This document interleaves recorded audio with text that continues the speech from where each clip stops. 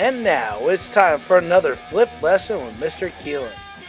This week's topic is the powers of the president. Hello, welcome back. Now we're going to go to lesson 2 on our roles of the Potus, and we're going to continue looking at jobs of the President of the United States. Oh, apparently my computer doesn't want to move. There we go. So, with the roles of the POTUS, we're now going to look at two real important jobs, the Commander-in-Chief and Chief Legislator.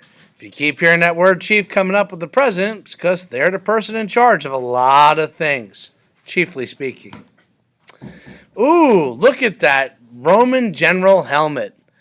That is another one of our many hats. This one that the president wears is the Commander-in-Chief, also known as the General of Generals, generally speaking. This is because the president is in charge of the military in times of peace and times of war. They set the direction in which our military will engage. If we are in a time of war, they are the final decider on what our troops will do. They outrank every other general, admiral, or any other officer within the military. The president's orders are final. And this is an important idea because it maintains the civilian control of the military. Remember, the military is very powerful. They have lots of weapons. They are trained to, commit acts of violence. That's their job, and they do it in our defense. But when we look around the world and we see dictatorships and we see tyranny, it's often using the military to keep and control power. We want to make sure that we keep and control power over the military. And the president is our number one stopgap in doing that.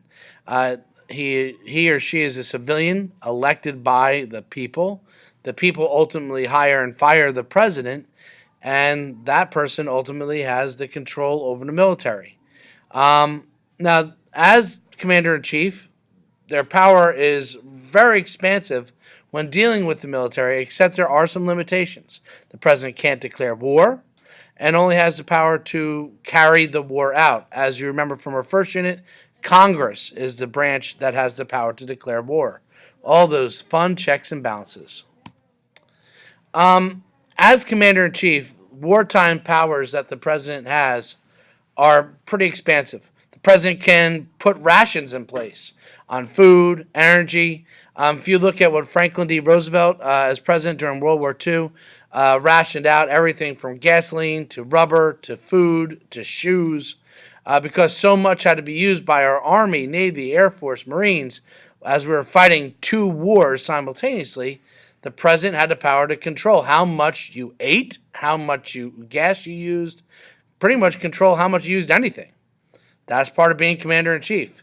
This is part of their power to declare a state of emergency, also known as martial law. During a state of emergency, the president has the right to suspend the Constitution, essentially, to suspend habeas corpus, to set up military justice. That means that you can be arrested and imprisoned without a lawyer, without a trial. This is done during times of emergency. If you think of the curfews that were put in effect in your town after Sandy, to make sure that there wasn't any looting or anything going on when the town was flooded out, that is part of what the governor in our state did as part of declaring a state of emergency, suspending certain rights.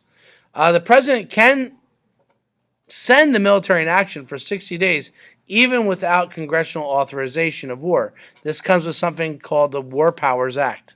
Since World War II, the president's wartime powers and powers of commander-in-chief have expanded exponentially. We talked in our Socratic seminar about the nuclear powers that the president has, carrying around the nuclear football with them, and being the final say on whether or not we're going to use our nuclear arsenal. These are among the many powers that the president has as commander-in-chief. Let's now move on to another role of the president, and that is being the chief legislator, or as I call them, Captain Congress. As you see, we chose the sea ship captain because the president has to try to steer or control Congress, like a captain steers a ship. Although the president doesn't ultimately have the power to put up a bill, to start a committee in Congress, to vote in Congress. They are the executive, not the legislator. They do have the power of the presidency to suggest and push forward new laws, to propose budgets, to propose spending. They push forward what they think Congress can do. And then the president uses the power of their position to try to influence Congress. This is called the bully pulpit. I'll talk a little bit more about that in a second. But it's the idea that the president has the power to persuade and use their position to control and push Congress in certain directions. It's no shock when we look at, for example, major initiatives that are passed by Congress during the time of a president often bear the name of that president, like Obamacare or the recent Trump tax cuts. That's because even though the president didn't vote on them, they pushed for them using the power of the chief legislator. Ultimately, the president does have some legislative voice. They are the final vote. A bill can't become a law unless the president signs it, and they do have the power to veto, which we'll talk more about in checks and balances. Here we see a pulpit, and if you've ever gone to a house of worship, the pulpit is where a minister stands. When a minister stands at the pulpit, everyone has their complete attention devoted to them.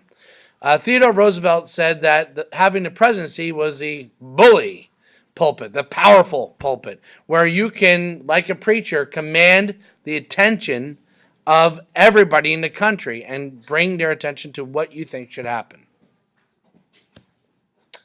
As a chief legislator, president has a number of side powers, including access to the American people. The president, using the power to bully pulpit, can command control of your television, your radio, can call a joint session of Congress to speak to them. You may have been watching TV sometimes and says, this program is being interrupted by, the president wants to speak to you. That's the power of the president. They can interrupt your favorite show. Also, the president has to, by Constitution, give a State of the Union address. This is one of the most important times that they have in each year as the chief legislator, where they meet in a full session of Congress to describe how the country is doing, what is the state of our union, and try to set forward the initiatives of what bills they would like to see passed within the next year. Well, that wraps up this lesson. It's time to get to your question. So what does the concept of civilian control of the military mean, and why is it important that we maintain civilian control of the military? Or is it important at all?